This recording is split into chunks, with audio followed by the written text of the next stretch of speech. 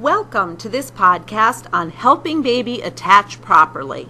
This podcast is part of a series of educational resources funded by the United States Department of Agriculture, Food, and Nutrition Service for use in the WIC program.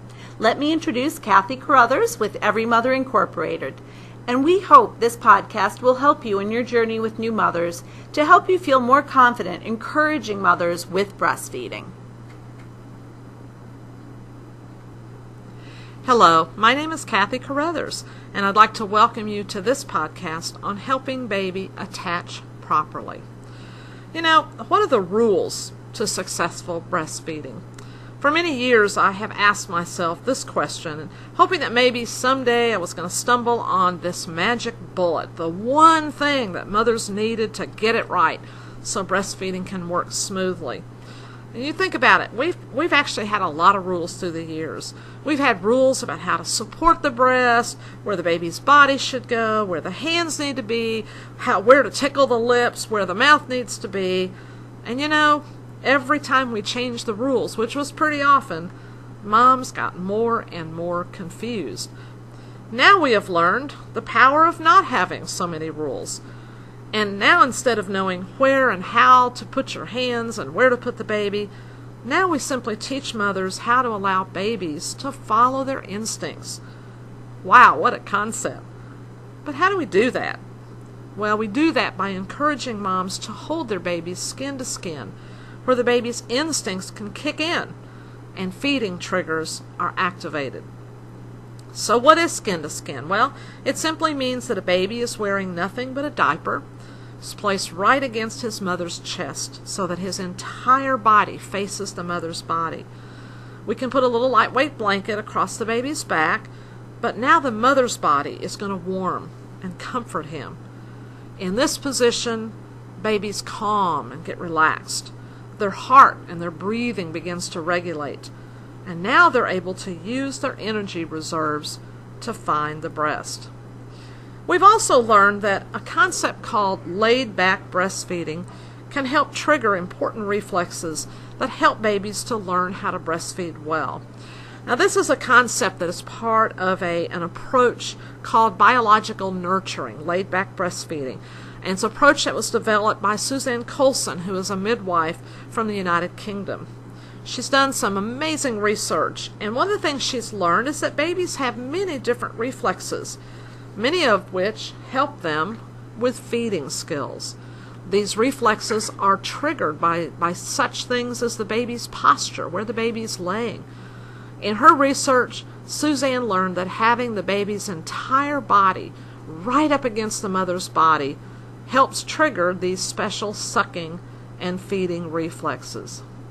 I want you to take a look at this picture of a mom who is breastfeeding her baby in a traditional cradle hold position. Now, this is a wonderful position, and perhaps you have fed your baby in this position. I know with my 5 children, I nursed all of my children in this position. I loved it. It was easy, and it was something that I did a lot.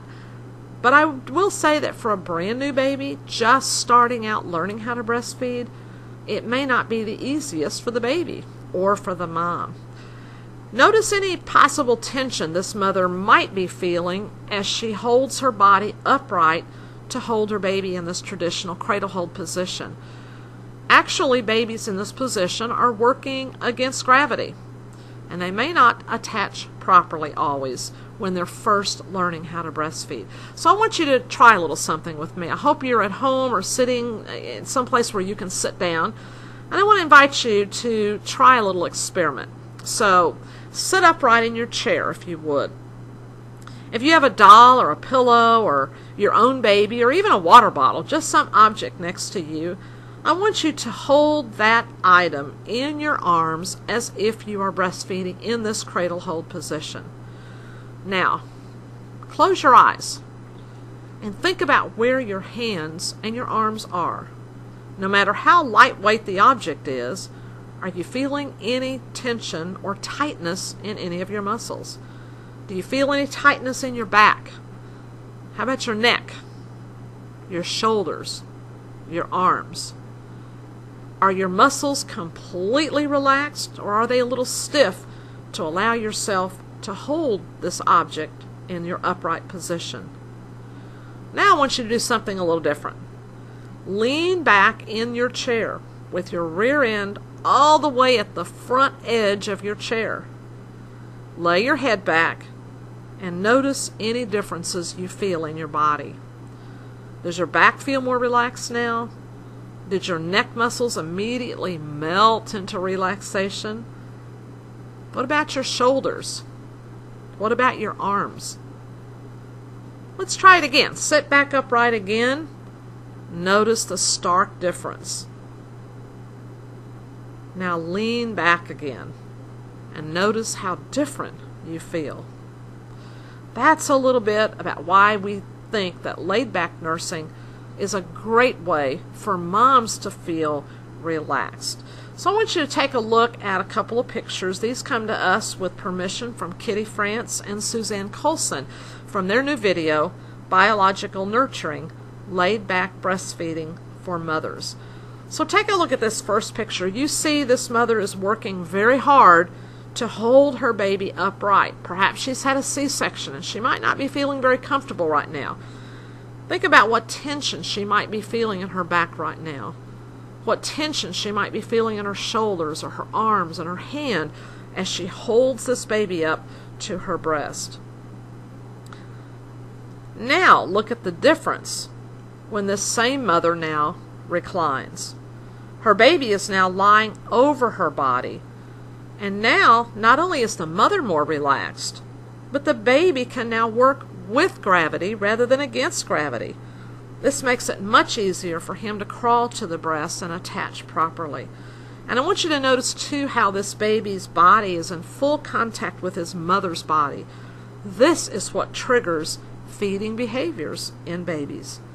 But the beauty in laid-back nursing is that it's so much more comfortable for the mom because she is so much more relaxed, and now the weight is removed from her back and her arms and shoulders and neck. When moms are relaxed, their muscles are able to loosen up. You can even see it in their face. You know, as a peer counselor, you can also be laid back in your approach. This means letting the mother take the lead when she wants to, with what she wants to talk about, and maybe just showing her how smart her baby truly is, how his abilities will be activated when he's lying on top of his mother's body. Now, as a peer counselor, you're going to have lots of opportunities to talk to mothers about positioning their baby, and I hope you will encourage them to try some laid-back breastfeeding and certainly to do some skin-to-skin contact. But I will say that there's probably some situations where laid-back breastfeeding or skin-to-skin may not be the answer. For instance, let's say a mom is riding the bus or the subway. Well, she's probably not going to strip down and lay down on the seat in the subway to lay down and feed her baby. So moms do need lots of other tools in their toolbox. So let's talk about just a couple of other positions. We showed the cradle hold position, so we'll go back there again to talk about this is another typical way that moms can hold their babies. This baby is facing his food, and I think that's the important thing to remember. The baby's mouth is open wide and his body is facing his mom. He's not having to turn his head to reach the breast. Now, the only thing I would do differently in this picture is I might put a little pillow under this mom's arm to kind of give her a little extra support. Another way to hold the baby is a position we call the clutch hold. We used to call this the football hold, where the baby is more at the mother's side. But again, the baby's not having to turn his head to reach her breast. He's coming along the side, and her hands are using to support the baby's back and his neck. The side-lying position is also a wonderful position for moms, especially in those early weeks when you're so tired. It's a great way to lie down, hold your baby, and to be able to be very relaxed while your baby is nursing. The same principles apply. You want the baby's body facing the mother. Now, we're going to know that the baby is attached well if the baby's mouth is open wide and his bottom jaw is completely covering that dark part behind her nipple. So I want to show you a little video segment here to show you what I'm talking about. This is a little video segment called Animated Latch, and it helps us to see that we want this mother's nipple to be pointed toward the baby's mouth or his nose so that he can access it well. So we'll bring that up here, animated latch. I want you to see how the nipple is not in the middle of that baby's mouth. The nipple is actually pointed a little bit more toward the baby's nose. Now the reason for that is that the baby's bottom jaw is what opens wide, not the top part of his jaw. Now let's try a little trick. I want you to lower your head until your chin is actually touching your chest. Now, open your mouth. It doesn't open very wide, does it? Well, that's because your bottom jaw, as I said, is what opens wide. And that's why it's very important for babies to have free access to the breast so that their bottom jaw can be open and they can cover as much of that dark part as possible. There's a little picture of a toy hamburger that I sometimes like to use that helps us to kind of see what we're talking about. This is a nice little visual. This is actually a dog toy, and I can use this to kind of help explain how we as people eat big sandwiches.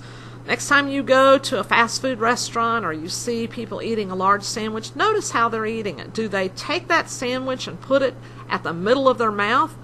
No, if they did that, they'd probably just get a mouthful of bread. Do they place the sandwich toward the top part of their jaw?